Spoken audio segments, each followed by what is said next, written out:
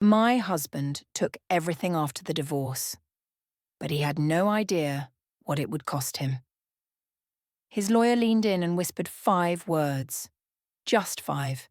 And Vincent's face, that smug, self-satisfied face I'd stared at across the breakfast table for 15 years, went completely white.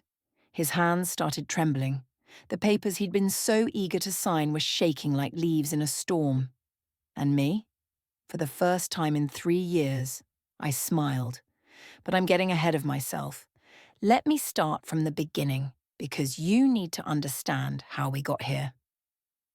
How a woman everyone thought had lost her mind actually played the longest, most patient game of her life. My name is Alexis Dunst. I'm 34 years old, and until 3 months ago I was married to Vincent Mercer. 15 years of marriage. I met Vincent when I was 17. I'd graduated high school early and gotten a job at Henderson and Price law firm as a file clerk. By 18, I'd worked my way up to legal assistant.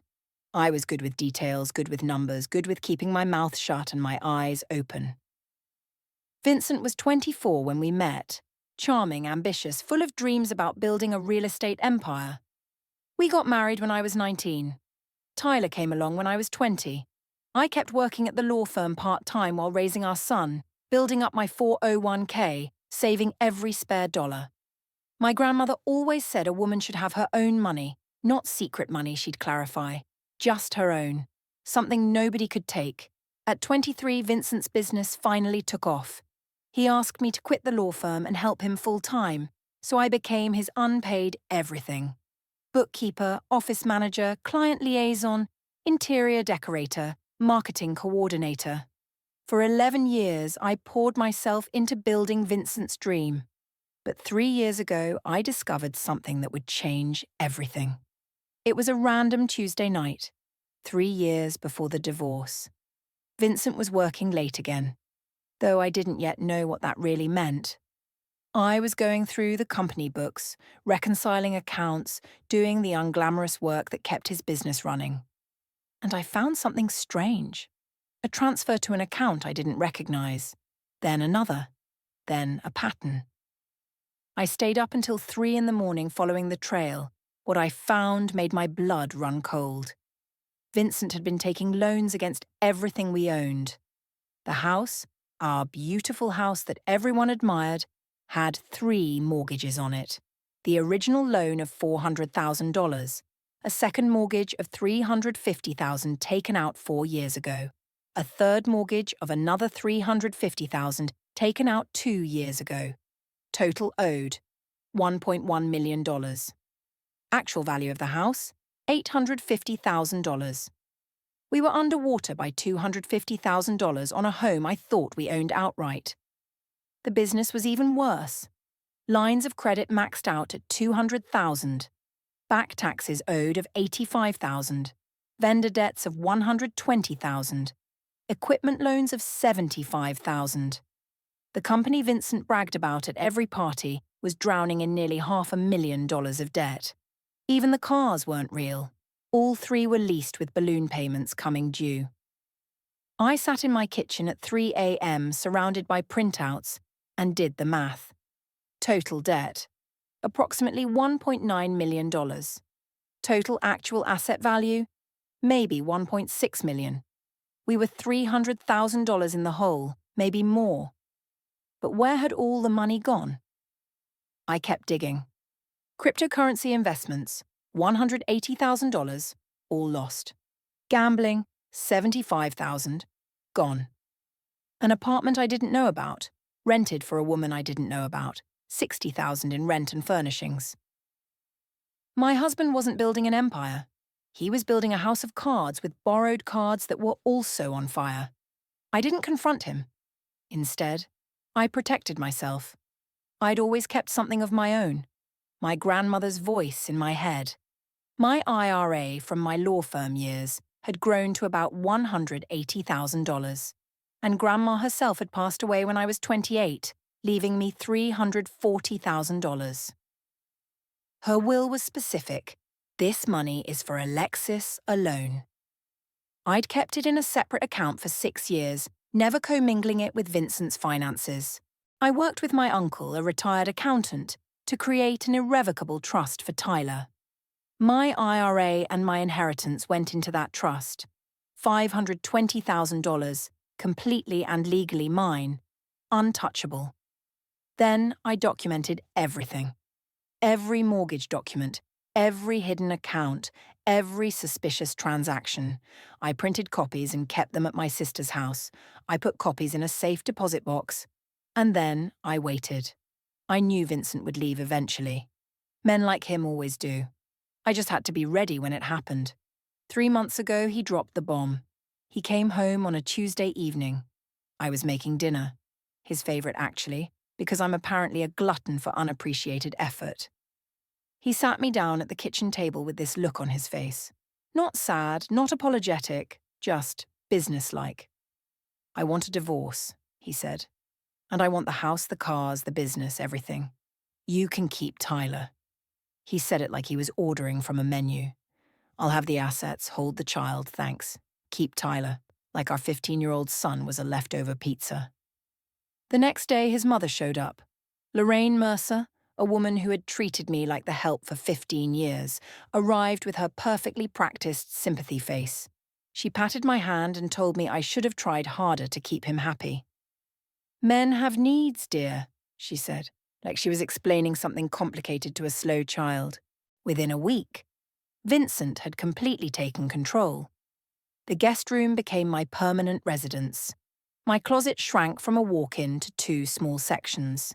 Within 2 weeks, he started bringing her around. Brittany Sawyer, 27 years old, worked at his company. She had that Instagram-perfect look. She walked into my kitchen like she owned it, wore my apron, my grandmother's apron, while making smoothies in my blender. Vincent paraded her around like a trophy. They'd sit on my couch, watch my television, eat off my plates. The humiliation escalated daily. First, he cancelled my personal credit card, then the joint card. Then he suggested I should probably find somewhere else to stay while we sorted things out. Lorraine came over to help me pack. By help, I mean she went through my belongings and decided what I deserved to keep. She packed my things in garbage bags, not boxes, garbage bags, like I was trash being taken out. Everyone saw a woman whose world had collapsed. What they didn't see was that 3 years earlier, I'd found Vincent's darkest secret, and I'd been preparing ever since. I hired a lawyer, Nina Castellano, 52 years old, sharp as a razor. She reviewed my situation and laid out the battle plan. "You helped build this business," she said. "You're entitled to half of everything. We fight." I looked at her for a long moment. What if I don't want to fight? Nina stared at me like I'd started speaking another language. She thought I was broken, depressed, too beaten down to stand up for myself. She had no idea. I placed 3 binders on her desk, 3 years of evidence. Every mortgage document, every loan statement, every hidden account. She read in silence for almost an hour. When she finally looked up, her expression had completely transformed. "You've known about this for 3 years?" I was waiting for him to leave.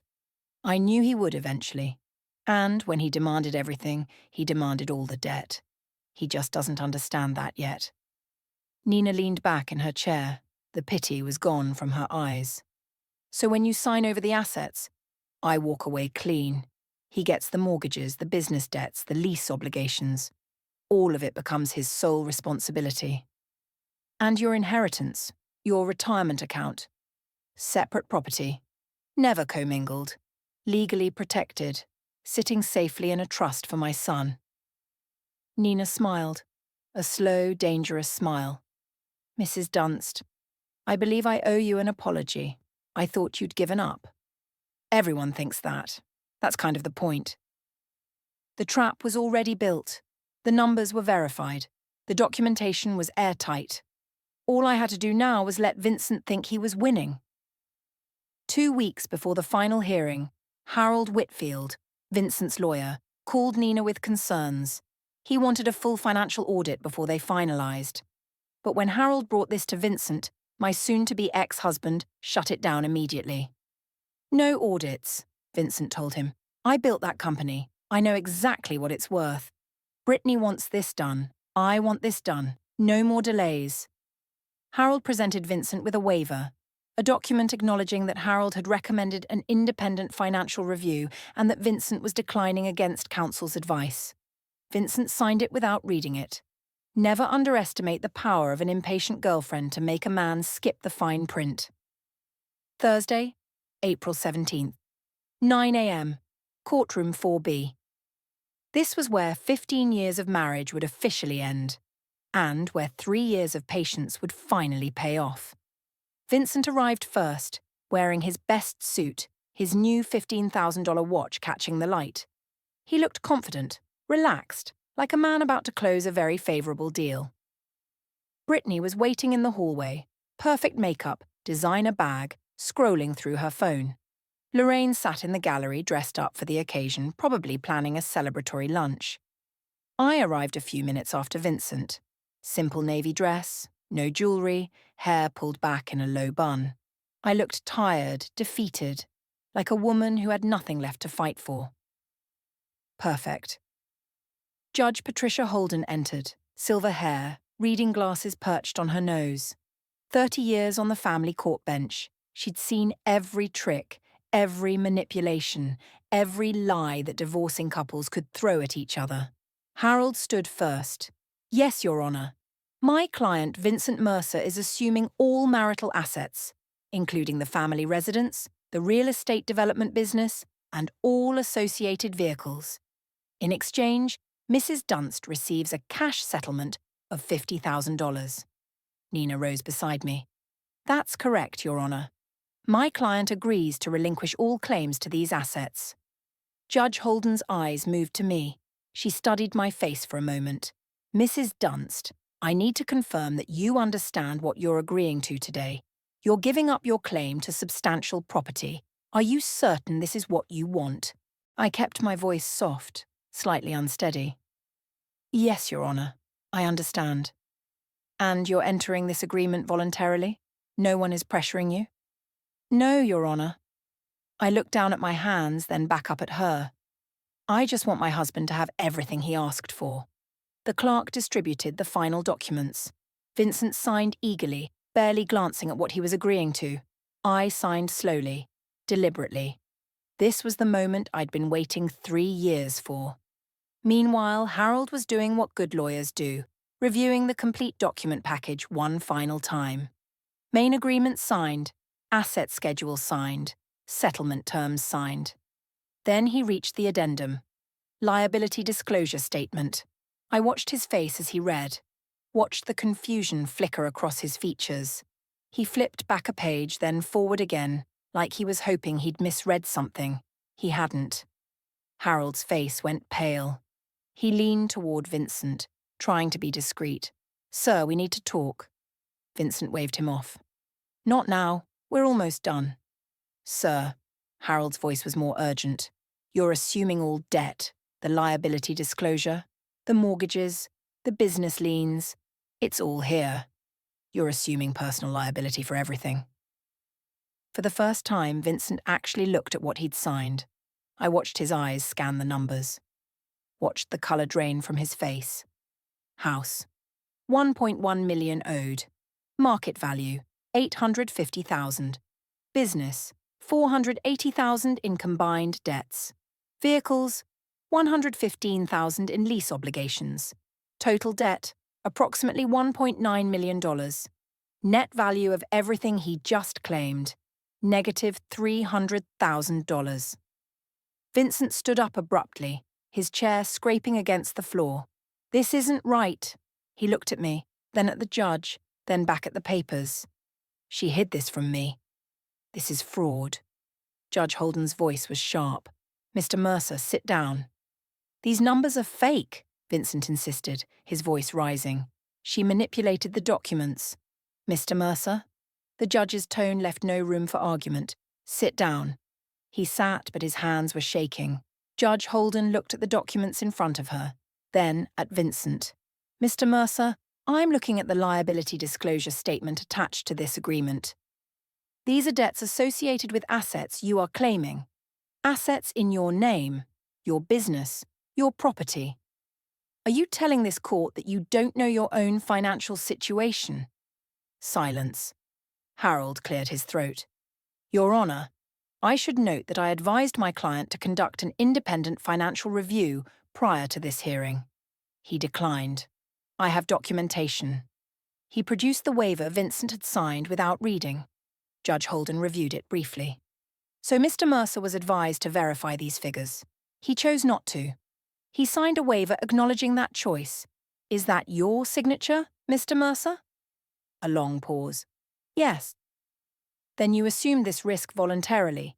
You had the opportunity to investigate. You chose not to. The agreement stands. Vincent turned to me, desperation breaking through his composure. You knew. You knew about all of this. I met his eyes calmly. I was your bookkeeper for 11 years, Vincent. I knew about everything. I want to withdraw the agreement, Vincent said, turning back to the judge. I didn't understand what I was signing. This isn't fair. Judge Holden shook her head. Mr. Mercer, you signed documents before this court stating you understood and agreed to all terms. You were represented by competent counsel.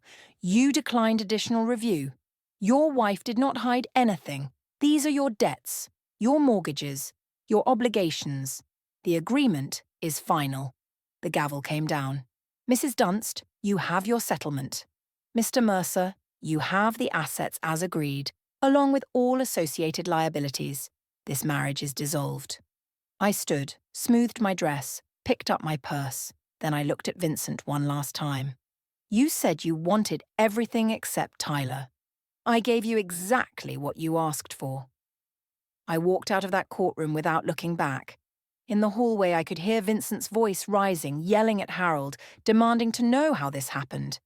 Through the glass doors, I saw Brittany's face change as she listened, saw her really look at Vincent and see something other than the successful businessman she'd thought she was getting.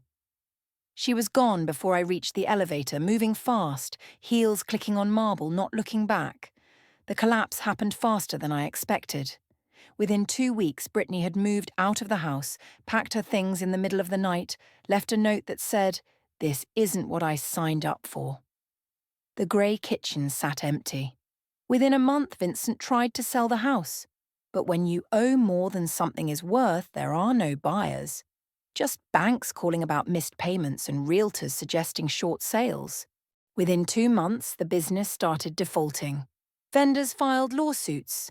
The line of credit was frozen. The company Vincent had spent 15 years building was crumbling into dust. Within 3 months, Vincent was meeting with bankruptcy attorneys. The man who'd once bragged about his empire was now calculating which assets he could protect from creditors. The answer was almost nothing. Lorraine's perfect son was calling family members asking for loans. Nobody knew about the debt, he'd say. Alexis must have hidden it somehow. I was tricked. But the documents told a different story. The mortgages were in his name, the loans were in his name, the gambling debts, the crypto losses, the secret apartment. All his choices, all his signatures. My best friend Diane called me about a week after the hearing, her voice shaking. I had no idea things were this bad. I'm so sorry, Alexis. I never meant... I thought Vincent and I didn't answer, didn't respond, didn't give her the closure she was looking for. Some bridges aren't meant to be repaired. 20 years of history betrayed for a wink and empty promises. She tried calling 3 more times, then stopped. Lorraine tried a different approach, going through Tyler. Tell your mother I didn't know about the money problems. Tell her I'm sorry for how I treated her. Tyler looked at his grandmother, the woman who'd packed his mother's belongings in garbage bags, and said, Mum's busy building her life. She doesn't have time for excuses. Tyler finally understood everything. Not because I explained it, but because he figured it out himself. One evening, about a month after the divorce, he sat with me in my small apartment. The one with the sage green kitchen, the one with the second-hand furniture, and the boxes finally unpacked. You waited 3 years, he said quietly. You knew this whole time and you just waited. I wanted to make sure you were protected. Whatever happened between your father and me, I needed to know you'd be okay. The trust fund. $520,000, safe and untouchable. He was quiet for a moment. Then he hugged me. Really hugged me. The kind of hug I hadn't gotten from my 15-year-old son in months. The kind that said, I understand. The kind that said, I'm proud of you. My $50,000 settlement went toward getting established. First month's rent, security deposit, basic furniture that wasn't falling apart. It wasn't luxury, but it was stability. The trust fund stayed exactly where it was. Tyler's future. I enrolled in interior design courses at the community college, the dream I'd put on hold when I was 23 to help Vincent build his empire. I was finally building my own. My first real client was a woman named Sandra, 52 years old, just ending a 28-year marriage. She was standing in her empty new apartment, looking lost when she asked me, "How do you start over?" I thought about it for a moment. One room at a time, one colour at a time, one day at a time. We painted her kitchen sage green. She cried when she saw it. Happy tears, she said, the colour of new beginnings. About 3 months after the divorce was finalised, Vincent showed up at my apartment. I barely recognised him. He'd lost weight, not the healthy kind. Dark circles under his eyes. His suit was wrinkled. His watch was gone. He looked like a man who'd been through a war and lost. I didn't know it was this bad, he said, his voice breaking. I made mistakes. I know that now. But I didn't mean for any of this to happen. Can we talk? Maybe we can figure something out. I don't know. Maybe we could... He couldn't even finish the sentence. Couldn't bring himself to ask for what he actually wanted. Help. My help. After everything. You asked for everything except Tyler, I said calmly. You got exactly what you wanted. Alexis, please. Goodbye, Vincent. I closed the door. He stood in the hallway for 10 minutes. I know because I watched through the peephole while eating ice cream. Best show I'd ever seen. 5 stars. Would watch again. That evening, after Tyler went to bed, I sat in my small living room and looked at my grandmother's photo on the shelf. The recipe box was next to it. The one thing Lorraine had almost taken. The one thing that mattered most. You were right about everything, Grandma, I said quietly.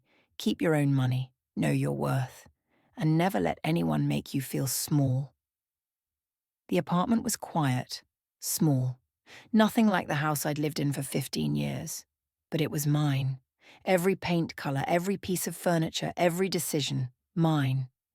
And for the first time in longer than I could remember, I was free.